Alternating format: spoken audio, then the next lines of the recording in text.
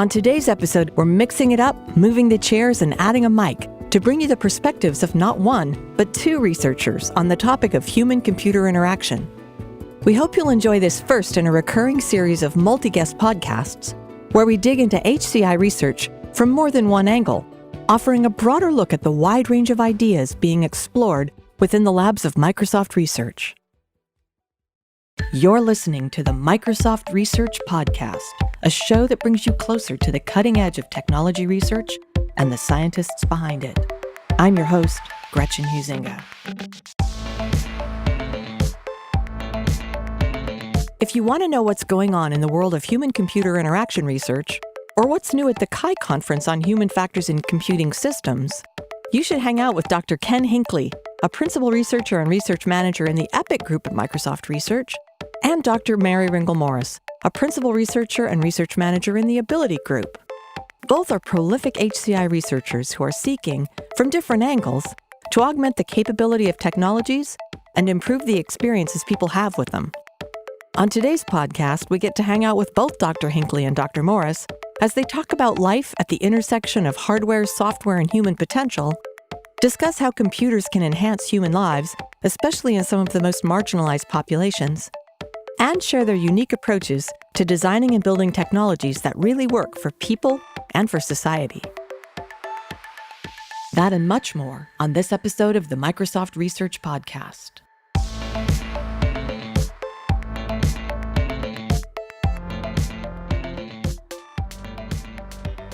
So I'm excited to be hosting two guests in the booth today, both working under the big umbrella of HCI, or human-computer interaction. I'm here with Dr. Ken Hinckley from MSR's EPIC group, which stands for Extended Perception, Interaction, and Cognition, and Dr. Meredith Ringel Morris, aka Merrie, of the Ability group. Ken and Merrie, welcome to the podcast. Thank you. Thank you. So I've just given our listeners about the shortest possible description of the work you do. So before we dive deeper into your work, let's start with a more personal take on what gets you up in the morning. Tell us in broad strokes about the research you do, why you do it, and where you situate it. Merrie, why don't you give us a start here? Sure. One of the reasons that I'm excited about working in the space of HCI every day is that I think computers are cool, but what I think is most interesting about computers is how people use computers and how computers can help people and how computers can enhance our lives and capabilities. And so that's why I think HCI is a really important area to be working in. When I did my undergraduate degree in computer science at Brown, they actually didn't have any faculty in HCI. And the first time I heard of HCI was when Bill Buxton, who is actually a researcher now at Microsoft, came and gave a guest lecture in my computer graphics course. And so we had that one lecture where Bill talked about HCI. And when I heard that, I was like, wow, this is the most interesting thing I've heard about in all my courses. So Awesome. then I, found a way to work on that topic area more in graduate school. Ken, what about you? What gets you up in the morning? Sure. Well, I guess the first answer is my dog and my kids, often earlier than I would prefer. But beyond that, I was interested in technology at a young age, but it was not for the sake of computers themselves, but like, what is this technology actually good for? And I remember going through a phase early, maybe sophomore year in college. I was very interested in artificial intelligence and so forth. But I started thinking about it. I was like, well, why would you actually want to do that? Like, why would you want to make a computer that's like a human? It's really more about the humans and how can we use technology to augment their thinking and their creativity to do amazing things. So that's what excites me about being at Microsoft Research and having research that's getting out in terms of devices and experiences where people can do amazing things with the tools and the techniques that we're building. I want to set the stage for the research we'll be talking about by getting a better understanding of the research groups your work comes out of. Ken, you work in the EPIC group. We referred to what that stands for. And you called your interdisciplinary team a pastiche of different expertise. Since we're using French words, tell us more about EPIC and its raison d'etre. Yeah, I should have been cautious with my use of French words because I did study French in high school, but I've forgotten all of it and my accent is terrible. But The core sort of mission of EPIC is to innovate at the nexus of hardware, software, and human potential. So there's really sort of three pillars there. There's the hardware, so we do sensors and devices and kind of new form factors. We explore that, like in terms of new technologies coming down the pike. We also look in terms of the software, like what can we do in terms of new experiences. And actually, Merrie mentioned Bill Buxton earlier. He's actually one of the people in the team. And so we think a lot about what is happening at this, as new technologies come forward, like how do they complement one another? How do they work together? How do we have not just a single experience, but experience that sort of flows across multiple devices and everything, all the technology you're touching in your day. It's still this incredibly fragmented world, and we're trying to figure out interesting ways that we can sense or provide experiences that give you this flow across all the technology you're touching in your day. And then we also study, in sort of the human side, we study the foundations of perception and motor behavior and like these very fine-grained things about how people actually perceive the world. And it turns out it's, there's some interesting things that go on there in terms of how you form sensory impressions when you're hearing something and seeing something and feeling something all at the same time, or maybe not in a virtual environment, for example. So there's tricks you can play sometimes. So we sort of explore that as well. I want to drill in just a little before we go on to Merrie. I've looked at the scope of your team. It's a really diverse group of people in terms of where they come from academically and in their research interests. Talk a little bit about the kinds of people on your team and that pastiche that you referred to. Sure. So we have people, people like Bill Buxton who come more from the design world. He started in electronic music, right? So that was his motivation for technology back in the 1970s. We have people like Mara Gonzalez-Franco, who comes from neuroscience background and gives us some of that, real interesting insight in terms of how the human brain works. We have people from computer vision like Eyal Ofek, who's leading a lot of work in virtual environments and haptic perceptions.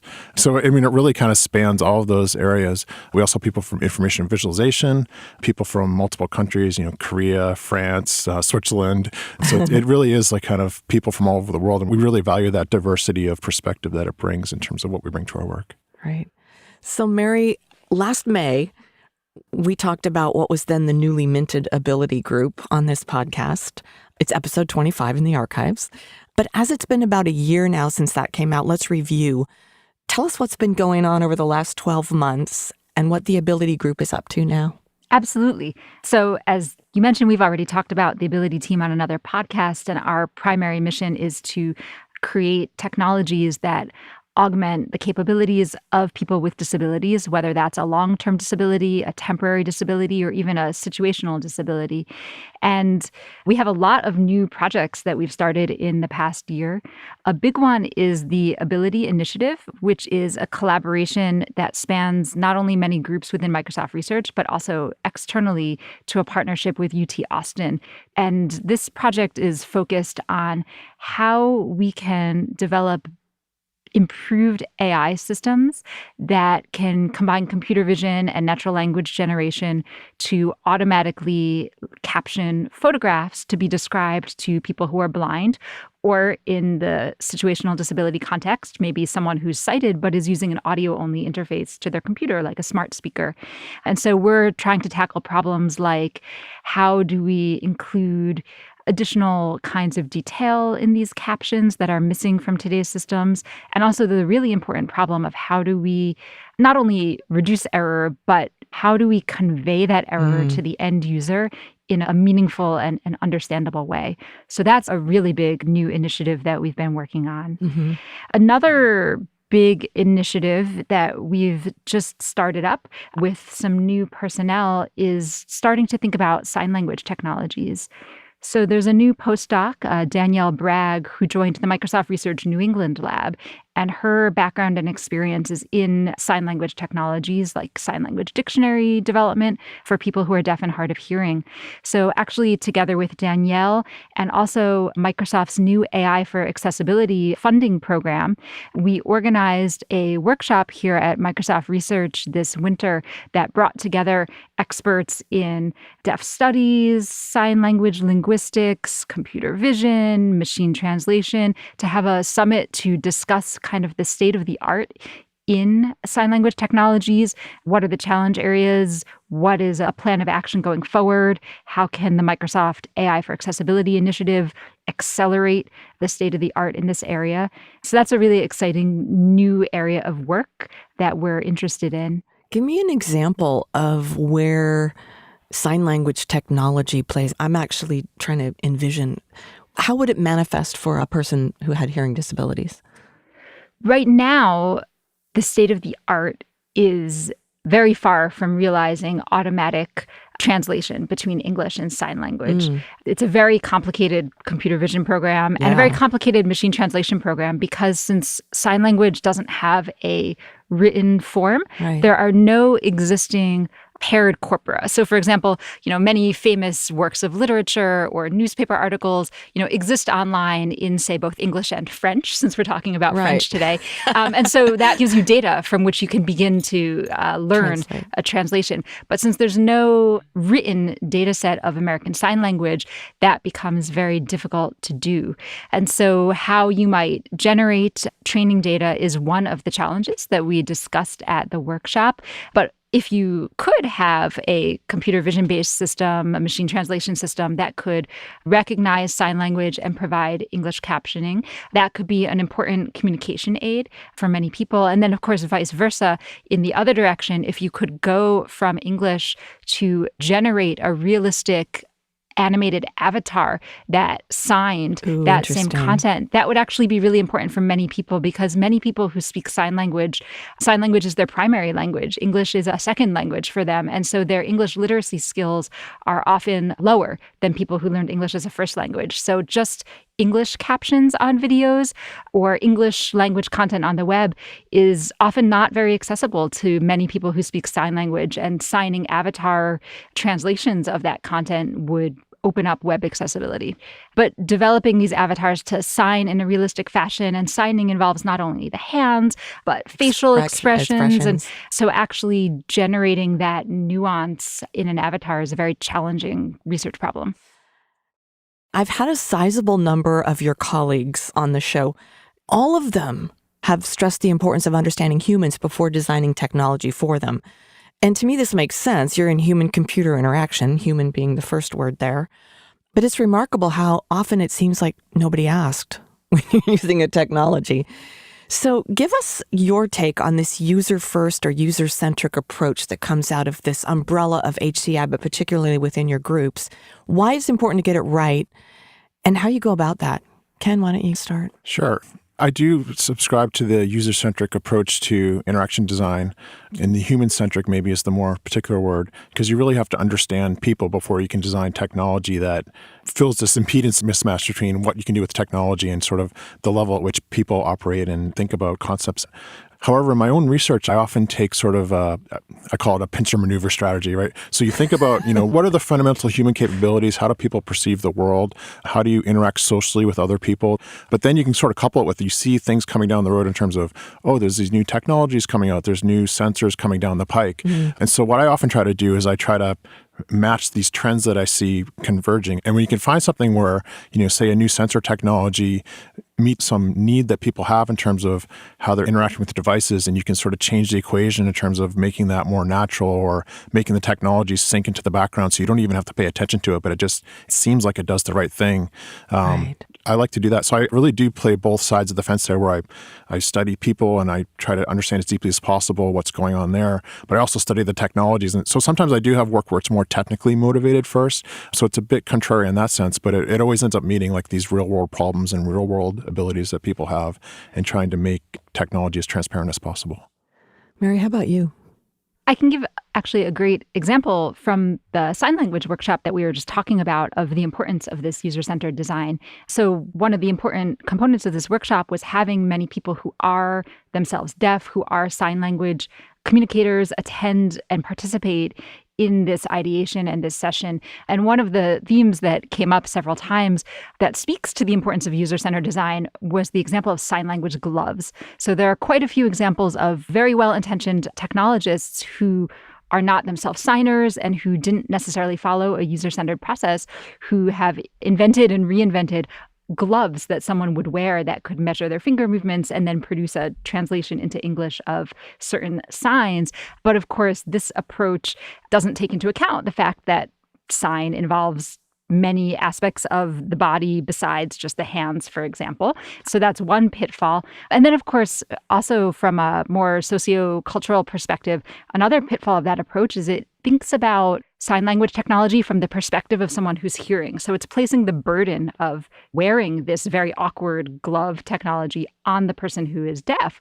Whereas, for example, maybe a different perspective would be people who are hearing should wear augmented reality glasses that would show them the captions, and the people who are deaf wouldn't be burdened by wearing any additional technology. And so I think that kind of perspective also is something that you can only gain by a really inclusive design process that maybe goes beyond just involving people as interview or user study participants, but also actually having a participatory design process that involves people from the target communities directly as co-creators of technology. Yeah.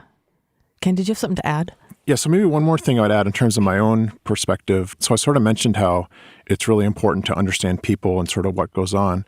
But I think one of the interesting or unique attributes of that is I think we're trained here in Microsoft Research in terms of understanding people is we sort of become these acute observers of the seen but the unnoticed. So there's lots of these sort of things that we just take for granted in terms of interpersonal interactions. Like if you're at a dinner party and you're talking to a group of people, like, well, you're probably forming a small circle and probably there's 5 or less of you in the circle, right? And there's a certain distance that you stand and you're facing each other in certain characteristic ways. None of this is something that we ever notice.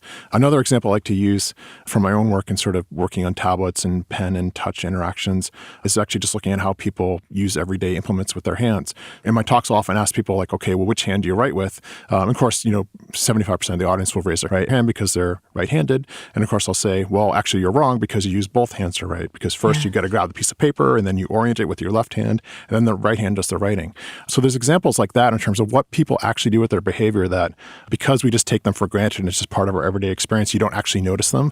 But as a technologist, you have to notice them and say like, oh, if we could actually design our interactions to be more like that, it'd be natural, the technology would be transparent.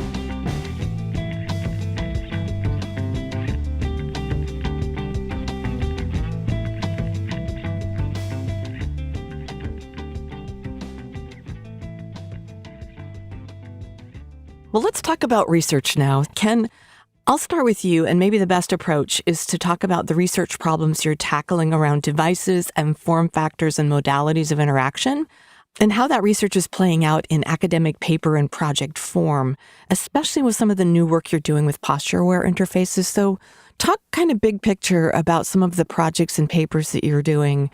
Yeah, so in terms of the global problem we're trying to solve, we've been thinking for a long time about these behaviors that are seen but unnoticed. Everyone goes through the day using maybe their mobile device, or if you have a tablet, you interact with that in certain ways. And there's always sort of these little irritations that maybe you don't really notice them, but over time they build up.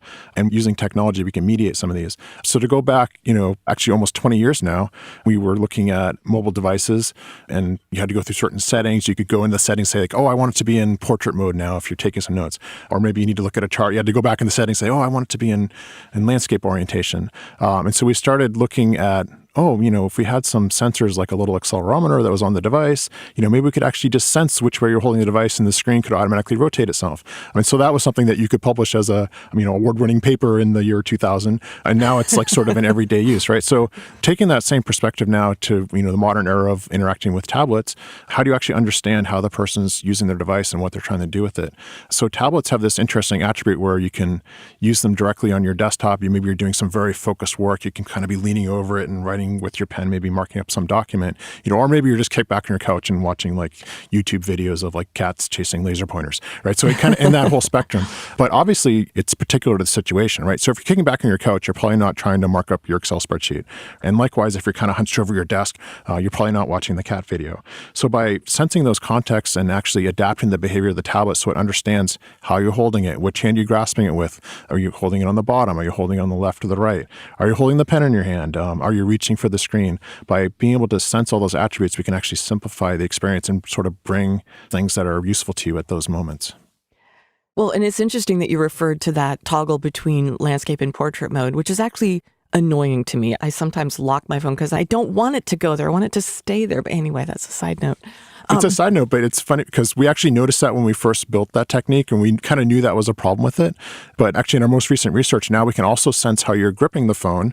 And so you can understand that if you lay down and your grip on the device is not changed, we know that you didn't intend to reorient it. So we can actually now suppress screen rotation, finally, 20 years later. That's exactly the problem, because I would lie down and want to read it sideways and then it would go like that with my head. Well, Merrie, let's talk about the work you're doing in the accessibility space, particularly for people with low or no vision. We might expect to see this manifested in real life, I like to say IRL, or on the web or other screen applications. That's just sort of how I think about it. But you've taken it even further to enhance accessibility in emerging virtual reality or VR technologies, which is fascinating to me. So give us the big picture look at the papers and projects you've been working on, and then tell us about Seeing VR, which is both the paper and the project, as I understand it. I think this project initiative around accessible virtual reality is trying to think, okay, virtual reality isn't that commonly in use right now, but in 10 years, it's going to be a big deal. And we want to think about accessibility from the beginning so that we can design these systems right the first time instead of trying to have post hoc accessibility fixes later. So part of the aim of this work, beyond the specific prototypes like the controller or Seeing VR, is really to start a conversation and just raise people's awareness and be provocative and have people think, oh, we need to make VR accessible. So if people only remember one thing, that's what I want them to remember, separate from the details of the specific projects. Right. But yes, so last year we presented at the CHI conference the controller, which was a novel haptic device that allows people who are blind, who are white cane users, IRL, to transfer their real life skills into the virtual environment. Wow. In order to navigate and actually physically walk around a VR environment with haptic sensations that mimic the sensations they'd get from a white cane. And then that project was led by our fabulous intern, Yuhong Zhao from Cornell Tech, and also with strong contributions from our intern, Cindy Bennett from the University of Washington, who is herself a white cane user. So she had some really important design insights for that project. And so Yuhong returned last summer for a second internship, and she wanted to extend the accessibility experience in VR based on her passion around interfaces for people with low vision. So low vision affects more than 200 million people worldwide, and it refers to people who are not fully blind, but who have a visual condition that can't be corrected by glasses or contact lenses. And so working together with Yuhong and also several people from Ken's team like Eyal Ofek and Mike Sinclair, as well as Andy Wilson and Christian Holtz from MSRAI, and also Ed Cottrell from my team. This was really a big effort. We developed Seeing VR. And so Seeing VR is a toolkit of 14 different options that can be combined in different ways to make VR more accessible. And we went with this toolkit approach because low vision encompasses a wide range of abilities. And so we wanted people to be able to select and combine tools that best met their own visual needs. And the great thing about Seeing VR is that most of these tools can actually be applied post hoc to any Unity VR application. So Unity is the most popular language for developing VR. And so even if the application developer hadn't thought about accessibility beforehand, we can still apply these tools. And so, for example, the tools do things like increasing the magnification of the VR scene, changing the contrast, adding edge detection around things so that you can more easily tell the borders of different objects, being able to point at objects and hear them described out loud to you, special tools for helping you measure the depth of different objects in case you have challenges with depth perception. And so we'll be presenting Seeing VR at CHI this year, and we'll not only be presenting the paper, but we'll also present a demonstration. So people who want to actually come and try on the VR headset and experience the tools directly will be able to do so. Well, that's a perfect segue into talking about CHI, the conference. It's a big conference for HCI, maybe the biggest. Yes, it is. And Microsoft Research typically has a really big presence there. So talk about the conference itself and why it's a big deal. And then give us an overview of what MSR is bringing to the party in Scotland this year in the form of people, papers, and presentations. Sure. So in terms of some of the papers that people on my own team touched, we have a couple of the honorable mention awards, which is sort of recognizes the top 5% of papers appearing at the conference. So one in particular, we talked about the censoring postural awareness in tablets. Another one that's a really fun effort is using ink is a way to think with data, right? So think by inking kind of thing. So if you have some sort of visualization that you're looking at in your screen, what if you could just sort of mark up some data points, and simply by marking it up as you're thinking about it and just sort of glancing at these visualizations. And so then you take sort of these simple marks that people would do anyway in terms of using, very pen and paper like behaviors, but now translated to a digital context on your tablet, for example. I can just mark something up with my pen, and then I can use those marks as ways to actually link the data points back to the underlying data. Can I actually split my data set just by drawing a line across it as opposed to doing some complicated formula? And that's our Active Ink project. So instead of just having, sort of dead ink on paper, you can actually imbue it with this digital life that actually, it just naturally how people think, but then you can just start going deeper and deeper in terms of it actually touches live data that's underneath. Go ahead, Merrie. What I wanted to point out was the paper at Kai from Microsoft Research that I find most exciting this year is one of the Best Paper Award winners, the Guidelines for Human-AI Interaction work that was led by Salima Amershi, who's a researcher here in the Redmond lab. I'm really glad this paper won the Best Paper Award because it has a lot of immediate practical value for people in the HCI and AI communities. So if you're going to read one paper from Kai this year, listening audience, I'd suggest you read this one. It has a list of 18 very concrete, actionable guidelines for developing AI systems that are meant to be used by real people in a way that's pleasing to the end user. And it has lots of good examples and counter examples of applying each of these guidelines. So I think it's a really great read, and I'm glad it was recognized with the award. Any other highlights that you want to talk about? I mean, you've got colleagues. Stephen Drucker has a couple papers, I think, in there, and Cecily Morrison, who's out of the UK lab. And I mean, there's tons of great stuff. And in a sense, it's an embarrassment of riches because even myself being at Microsoft Research, I haven't had a chance to look at all this work. And I haven't looked at the HCI AI paper that Merrie just mentioned. So now it's like, I learned something from this podcast too. I need to go read this. In terms of other areas that we're addressing, there's actually quite a bit of work on virtual environments coming from Microsoft Research. So just looking at different ways that we can manipulate things in VR in very unique and sort of crazy and creative ways. So we have work exploring that. We also have work exploring in terms of if you're in a virtual environment, you actually want to reach out and touch something, your hand is just an empty space. So how do you give the illusion that there's actually objects you can interact with and give you sort of dexterous ways to manipulate them? So we've been doing a series of technologies around how to simulate the grasping motions, for example. So you can actually feel an object and you can squeeze it and it feels like it has compliance.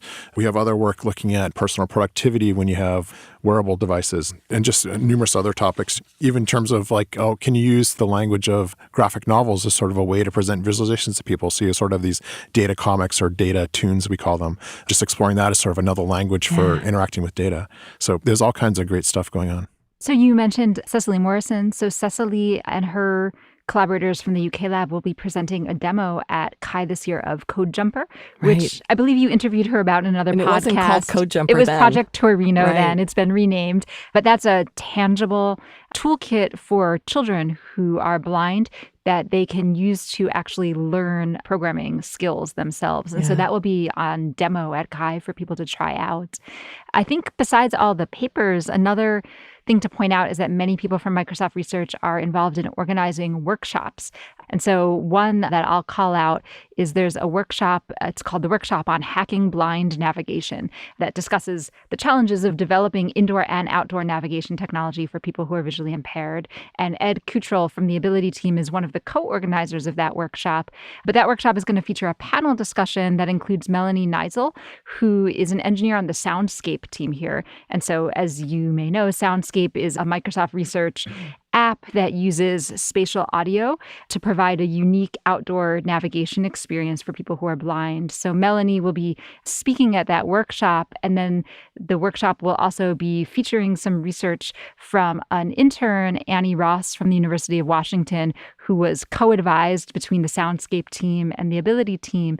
And what Annie was looking at was a very different take on accessible virtual reality. So she was thinking about designing an audio-only virtual reality experience that would allow a Soundscape user to practice walking a route in the comfort of their own home or office before they actually walk that route in the real world.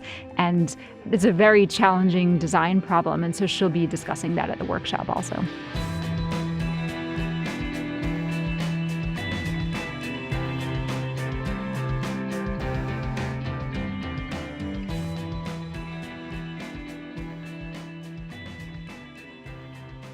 So it's about now that I always ask the infamous what keeps you up at night question. Your work has direct human impact, perhaps more directly than other research that we might encounter, and often with people who are marginalized when it comes to technology. Merrie, I'd like you to start this one since I know you're involved in work around AI ethics and some of the work that's going on in the broader community about that. So what are your biggest concerns right now, and how and with whom are you working to address them? Yes, so there's been increased awareness both in the industry and in the public consciousness over the past year or so about some of the fairness and ethics challenges of AI systems. But a lot of that discussion, rightfully so, has focused on issues around gender and race. But one thing that I've noticed in these conversations is that there hasn't been any discussion around these issues as far as how they might impact people with disabilities. Right. And one goal of mine for the coming year is to really elevate awareness and conversation around this issue.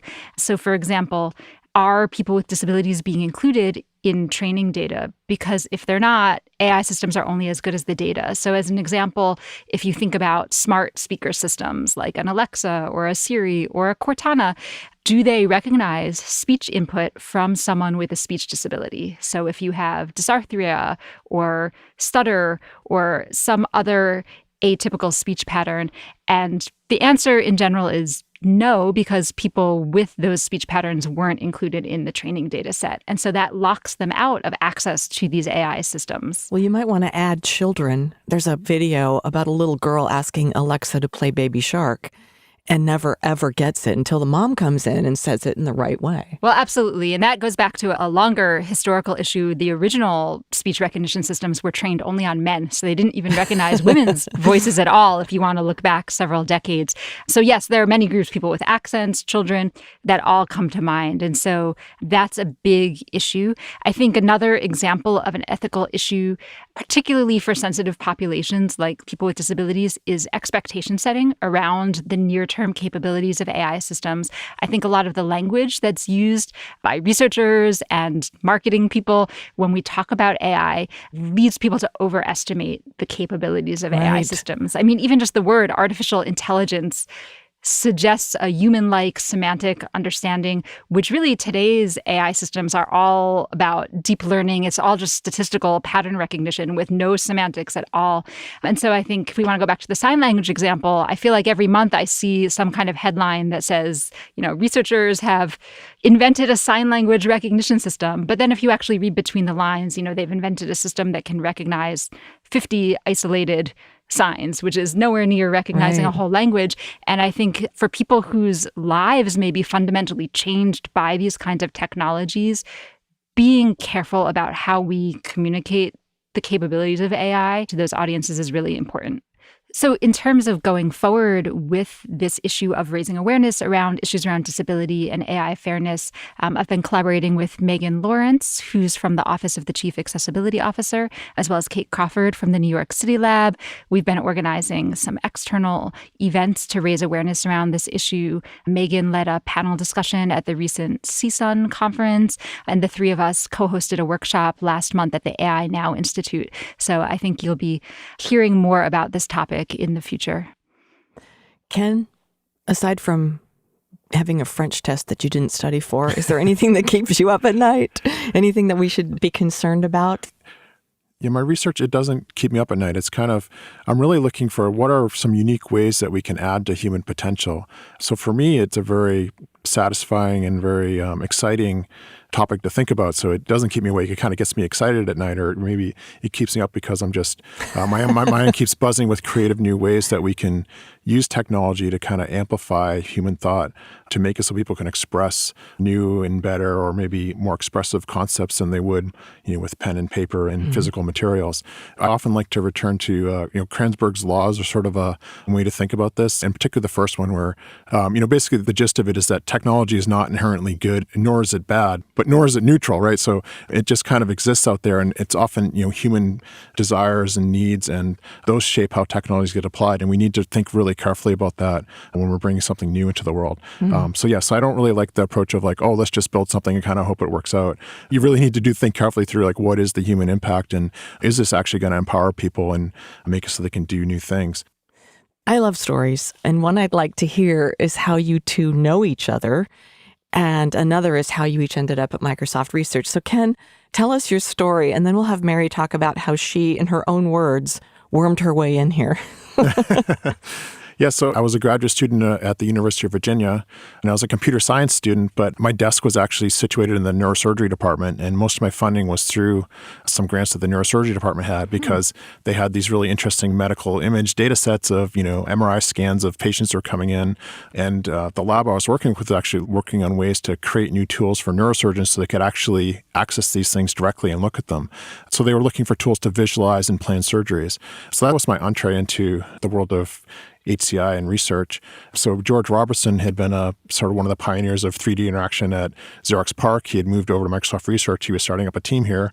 And so he was like, hey, Ken, you want to come work with us on these things? So we started, doing that. And just over time, because there's so many great things going on here in Microsoft Research, there's lots of opportunities to jump to different topics. So I started working with Mike Sinclair, and he was saying like, hey, look, I got this new accelerometer sensor in. Maybe you should try putting that in your phone stuff that you're looking at. And so that's where this automatic screen rotation came from, for example. So that's sort of how I ended up here on this track of exploring devices and so forth. That's actually a great segue into my story, the automatic screen rotation. So that's how I met Ken. And I don't even know if Ken knows this story because it was very important to me at the time. So I was a student at Stanford in the computer science department doing my PhD, and it was my first year of school. And Ken was an invited speaker for the seminar series. And Ken spoke about this work that he and Mike had done on attaching the sensors to the phone with the rotation. And it was an amazing talk, an amazing project, but also it was the first time I had heard of Microsoft Research because I was a brand new grad student. And so I was really impressed. And after that talk, I thought, oh, I really want to get an internship at Microsoft Research. But it's a very competitive internship, and usually they want students who are further along in their career, who already have a track record of publication. So I wasn't really a competitive applicant on paper. And so then a couple months later, I attended the HCIC workshop. And at this workshop, I met a different Microsoft employee who invited me to come interview for a more product-oriented internship. And so they were going to fly me up from California to Seattle. So I took advantage of the fact that I was going to be in Seattle, and I mailed Ken. And I said, Ken, I'm a student at Stanford. I heard your talk. It turns out that I'm going to be in the Seattle area next week. While I'm there, could I come talk to you and your group about internship opportunities? And so I kind of snuck my way in the back door to having this on-site interview at the time. And I did get the internship. And I ended up actually spending my time that summer working with Eric Horvitz and Susan Dumais, who were part of the same team. But it was because of seeing Ken's talk that I managed to worm my way into Microsoft Research. And then you went back to finish your studies and then came back here? Right. So because I had such a great experience at that internship, I was very focused on becoming a professor of computer science, but I had a great experience at my Microsoft Research internship. And so Eric and Sue and all of the people that I worked with really encouraged me to come and also interview with Microsoft Research. And so that's how I ended up back here. Ken, what do you remember of that? Yeah, that's fantastic. I do remember talking with Merrie after I gave this talk. Her advisor, Terry Winograd, had invited me down to give a talk, another sort of wonderful person in our field. But I was definitely impressed by Merrie. She asked me a lot of great questions after the talk. And, so sometimes you get students coming up afterwards, but then they don't really say anything that kind of gets to the next level. So I remember Merrie asking a lot of really good questions. And so I was very interested in bringing her in as an intern. But as it turned out, I didn't actually have an intern slot to offer anybody that summer. So it's great that she sort of managed to work her way into actually getting in the building. And I think Sue was the one who actually had the internship to offer. And Sue Dumais I don't know if she's been on these podcasts or not, but she's also wonderful and sort of one of the people here at Microsoft Research that I look up to the most. So it was even better than the opportunity with me, but working with Sue is wonderful. And Merrie's just continued to blaze new trails in just every topic that she touches. So it's been great. Merrie, what's fascinating about what you just said, and you're not the first one who's told a story about a kind of bold move. It's like, take a risk. Why not? right? Absolutely. That's how I wormed my way into grad school, too. I had heard Bill Buxton's lecture about HCI. We didn't have HCI at Brown. I did some searching about HCI on the internet and came across one of Terry Winograd's projects at Stanford. And so just out of the blue, I emailed him and said, I read about your project on the internet. I'm an undergraduate in computer science. I really want to get to know about HCI research. Can I come spend a summer with you working? And he said yes. And that was how I got involved in HCI research, did a good job. He offered me to come back for graduate school. But if I hadn't sent that email, it never would have happened. So I guess the lesson is be bold and advocate for yourself. Well, you kind of just answered the last question I'm going to ask you, which is at the end of every podcast, I give my guests a chance to talk to our listeners with some parting thoughts, maybe wisdom, advice, and stories about how being bold got you what you wanted. So here's your chance to say something you believe is important to researchers who might be interested in making humans and computers have better interactions.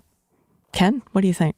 I think for me, in terms of like what I see working well and having good research outcomes, I see lots of people, they try to sort of plan out this grand scheme of like, oh, I'm going to do this and this and this in my PhD. And you kind of outline everything to death. But where the really exciting sort of nonlinear breakthroughs come in is you just start walking down this path.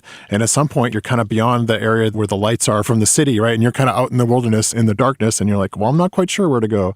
But you just start trying things, right? You basically just try ideas, see what works, see what doesn't work. And then from that, you take the next step. And if you're kind of willing to just take this approach where don't try to plan anything out, but be willing to walk off into the darkness in terms of just exploring unknown terrain, that's where the really interesting things come up. Merrie, what do you say? I guess my advice would be around just being curious, and as part of that, asking questions. I know that for years, I think it was at least 5 years after I had my PhD, before I felt confident enough to ask a question during a talk instead of just waiting afterwards to talk to the speaker one-on-one. Because I was worried, like, oh, if I ask this question, will people think I'm stupid or they'll think I don't understand? And after I asked questions, I realized that, like, well, lots of other people had the same question as me. So not only did I learn new things, but I helped enrich the dialogue at the conference and the conference experience for other people. And a lot of times asking these questions leads to really good conversations and collaborations and new research ideas afterwards. So I think my advice is to ask questions. That's what research is all about, isn't it? Ken Hinckley, Merrie Ringel Morris, thank you so much for joining us today. It's been really fun to have two people who play off each other and have great stories. Thanks for coming on the podcast. Thanks for having us. Yes, thanks very much. To learn more about Dr. Ken Hinckley and Dr. Merrie Ringel Morris and their up-to-the-minute research in human-computer interaction, visit Microsoft.com/research.